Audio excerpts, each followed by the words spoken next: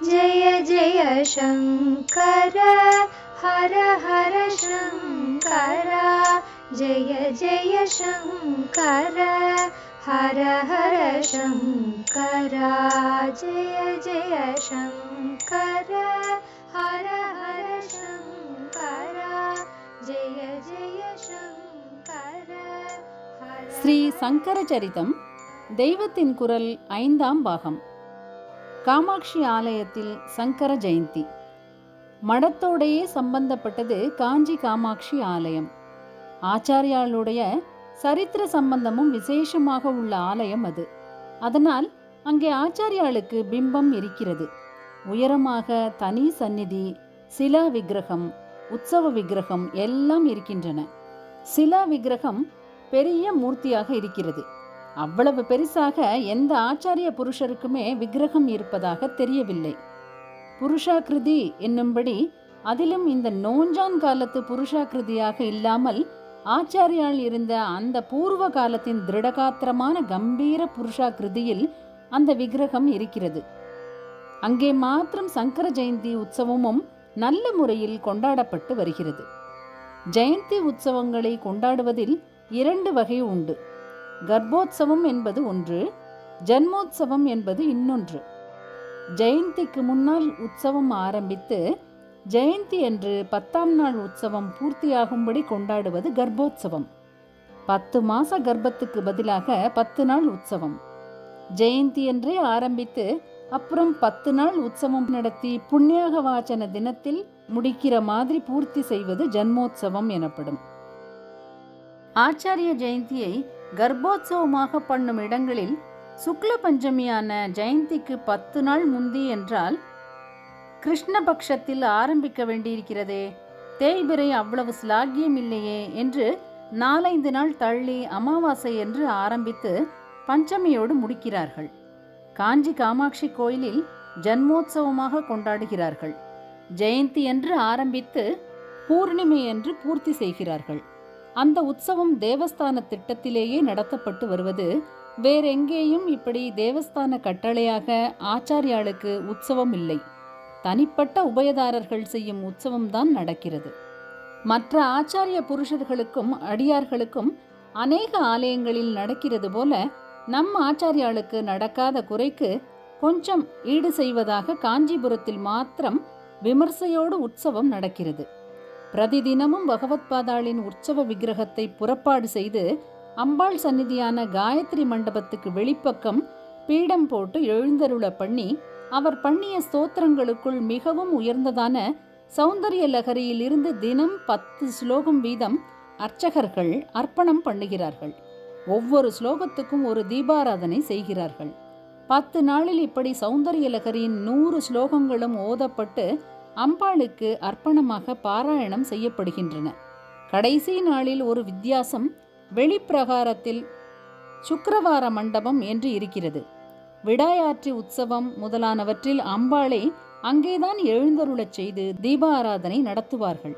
ஸ்ரீ சங்கர ஜெயந்தி உற்சவத்தின் 10வது தினத்தில் இந்த மண்டபத்திலேயே உற்சவ காமாட்சி, உற்சவ ஆச்சாரியாள் 2 பேரையும் எழுந்தருள பண்ணி கடைசி 10 ஸ்லோகம் சொல்லி பூர்த்தி செய்கிறார்கள்.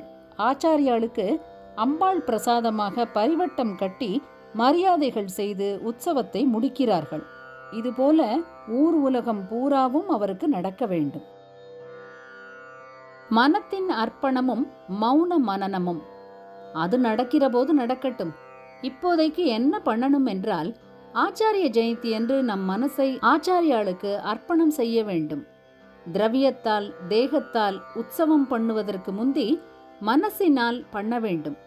திரவியத்தையும் தேகத்தையும் அர்ப்பித்து பெரிசாக உற்சவம் பண்ணும்போது கூட மனசை பூர்ணமாக அவருக்கு கொடுத்து சரணாகதி பண்ணுவதே பெரிய பூஜை. இப்படி சொல்வதால் வெளி உற்சவம் வேண்டாம் என்று அர்த்தமில்லை. முழு மனசோடு கூட வெளி உற்சவமும் செய்யணும். இப்போது குறிப்பு: இப்பகுதி 1960 ஆச்சாரிய ஜெயந்தி அன்று திருச்சியில் ஆற்றப்பட்ட உரையில் வருவதாகும். கொஞ்ச நாழி மனசை ஆச்சாரியாளுக்கென்றே கொடுப்போம். அவதார மகிமை அது இது என்று நிறைய பேசியதை கேட்டும் சந்தோஷப்படுவதை விட முடிந்த மட்டும் மனசை ஆச்சாரியாளிடம் அர்ப்பணம் பண்ணுவோம். அதுதான் பெரிய சந்தோஷம். மனசில் அவரை கொண்டு வந்து நிறுத்தி கொண்டு கொஞ்சம் பார்த்தோமானால் அதுவே பெரிய சந்தோஷம். நம்முடைய தாபமெல்லாம் சமனமாகிற பெரிய சாந்தி அதுதான். பகவத் ஸ்மரணத்தை விட பகவத் பாத ஸ்மரணம் அதிக சாந்தி. நல்லது கெட்டது எல்லாவற்றுக்கும் காரணமாயிருந்து கொண்டு கெட்டதற்காக நம்மை தண்டிக்கவும் செய்யும் பகவானை விட நல்லதே செய்து கொண்டு நாம் எத்தனை கெட்டு குட்டிச்சுவராய் இருந்தாலும் நம்மை உத்தரிப்பதற்கென்றே வந்த பகவத் பாதாளை ஸ்மரிப்பதே நமக்கு பெரிய சாந்தி. எப்படி மனசை அர்ப்பிப்பது? அதாவது அது கண்டதுகளை நினைக்காமல் அவரையே எப்படி மனசில் கொண்டு வந்து நிறுத்திக் கொள்வது என்றால் சுலபமாக வழி சொல்லி தருகிறேன். ஹரஹர சங்கர ஜெய ஜெய சங்கர என்று மனசுக்குள்ளேயே சொல்லிக் கொள்வதுதான் வழி. அதன் வழியாக அவர் மனசுக்குள் வந்து விடுவார். வையகம் துயர்த்தீர ஞானசம்பந்தர் காட்டி கொடுத்த வழி ஹர நாம உச்சாரணம்தானே. ஆழ்க தீயதெல்லாம் அரண் நாமமே, சூழ்க வையகமும் துயர் தீர்க்கவே. அதனால் ஹரஹர என்று சங்கர நாமாவோடு சேர்த்து சொல்வோம். அவர் திக்விஜய சங்கரராக இருந்ததால் ஜெய ஜெய என்றும் சேர்த்து சொல்வோம். வேறே உபன்யாசம் வேண்டாம், புத்தி சாமர்த்தியங்கள் வேண்டாம். எதற்கு விருத்தாவாக, அதாவது வீணாக சாதுரியவாதங்கள் பண்ணி கண்டக்ஷோபம், அதாவது தொண்டைக்கு உபத்திரவம் விளைவித்துக் கொள்கிறாய்? நீ புத்திசாலி இல்லையா? பேசாமல் சம்புவின் பாத பத்மங்களை நினைத்து கொண்டு பரமானந்தத்தை அனுபவி என்று அந்த சம்புவின் பாதமாக வந்த பகவத் பாதாளே சொல்லியிருக்கிறார். விருத்தா கண்டக்ஷோபம் வகசி தரசா தர்க்கவச்சசா பதாம்போஜம் சம்போர்பஜ பரமசௌக்கியம் பிரஜ சுதீஹி. குறிப்பு: சிவானந்த லகரி 6வது ஸ்லோக பின்பாதி. சுதி, நல்ல புத்தியுள்ளவனே, சமர்த்த குழந்தையே என்று கூப்பிட்டு இப்படி உபதேசம் பண்ணியிருக்கிறார். அதனால் இந்த புண்ணிய காலத்தில் வேறே உபன்யாசம் ஒன்றும் வேண்டாம். அதிலும் ஏதாவது மாற்று அபிப்பிராயம் வரத்தான் செய்கிறது.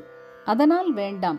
கொஞ்ச நாழி ஹரஹர சங்கர ஜெய ஜெய சங்கர என்று மனசுக்குள் சொல்லிக் கொண்டிருப்போம். மனசுக்குள், வெளியில் சப்தம் வர வேண்டாம்.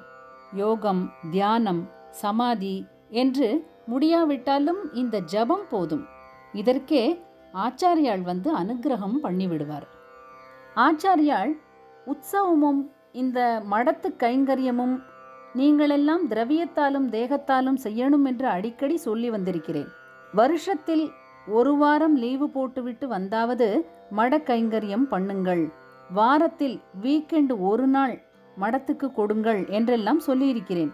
அதெல்லாவற்றையும் விட இன்றைக்கு இப்போது 5 நிமிஷம் ஹரஹர சங்கர ஜெய ஜெய சங்கர என்று மனசை நிறுத்தி மனசுக்குள் சொல்லிவிட்டீர்களானால் அதுதான் மகா உற்சவம், மகா பெரிய மடத்து கைங்கரியம். நீங்கள் நன்றாயிருக்க, உங்களால் மடம் நன்றாயிருக்க, உங்களை மடம் நன்றாக வைக்க எல்லாவற்றுக்கும் இந்த ஜபத்தை விட எதுவும் வேண்டாம். பதார்த்தத்தால் கைங்கரியத்தால் செய்வதை விட மனசால் செய்வது பெரிசு. வாய்விட்டு சொல்லாமல் எல்லோரும் ஒரு 5 நிமிஷம் ஹரஹர சங்கர ஜெய ஜெய சங்கர என்று ஜபித்து கொண்டிருங்கள், நான் அரோஹரா என்று சொல்கிற வரை. இவ்விதம் கூறி சில நிமிஷங்கள் எல்லோரையும் மானசீகமாக ஜபிக்கச் செய்கிறார்கள். அதன்பின் மும்முறை அரோஹரா என்று சொல்லி அவர்களையும் சொல்ல வைத்து கோவிந்தநாம சங்கீர்த்தனம் என்று சொல்லி கோவிந்தா கோவிந்தா என்று சபையோர் கோஷிக்க அன்றைய உபன்யாசத்தை முடிக்கிறார்கள். ஜெய ஜெய சங்கர ஹரஹர சங்கர. மகா பெரியவா சரணம். ஜெய ஜெய சங்கர ஹர ஹர சங்கர ஜெய ஜெய சங்கர ஹர ஹர சங்கர ஜெய ஜெய சங்கர